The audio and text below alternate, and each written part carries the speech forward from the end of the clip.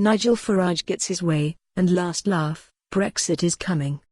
Strasbourg, France, AP. Nigel Farage, the self-declared pantomime villain of Brexit, is leaving his favourite theatre, the European Union's Parliament in Strasbourg, this week with a sense of mission accomplished.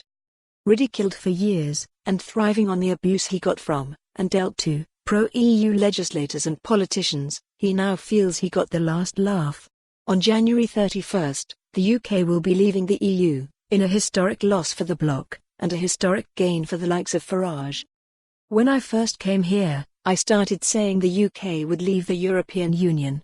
Everyone thought it was hilarious, Farage told the Associated Press in an interview, speaking about his early days in the EU legislature in the late 1990s. The European Union was still thriving, expanding at the time, and could shrug off a loud and sometimes foul-mouthed British parliamentarian as just a nuisance about to be swatted aside by the force of history of closer integration. Britain may have been a half-hearted member with rumbling about holding on to sovereignty and complaints about unelected bureaucrats from Brussels having too much say in their lives. But thoughts of actually leaving? No. Those were left to fringe politicians like Farage. Conventional wisdom and expert economic studies galore showed that Britain was better in than out, certainly richer. Yet through the hard years, Farage kept on hitting the same nail of national sovereignty and foreign interference. On top of that, he said in the plenary that then EU Council President Herman Van Rompuy had the charisma of a damp rag and sought to get under everyone's skin as much as possible.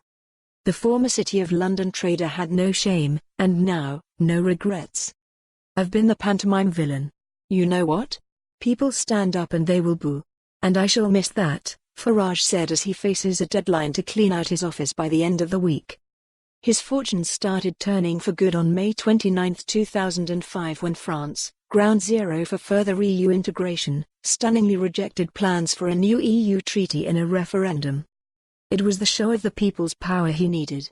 A master at spreading a populist message, sometimes bordering on xenophobic, slowly the signs of the time were starting to move his way. He said it was a revolution that could never happen from within. Farage quit the Conservative Party early on to co-found the UK Independence Party in the early 1990s. The British Labour Party and Conservative Party, they would have moaned about bits of European legislation. But the idea of leaving, the idea of secession, would never have been tolerated within those parties, Farage said. Sensing the groundswell that Farage had nurtured, the Conservative Party accommodated the anti-EU feelings evermore, and finally relented to a referendum. For more on this story, visit the news article link.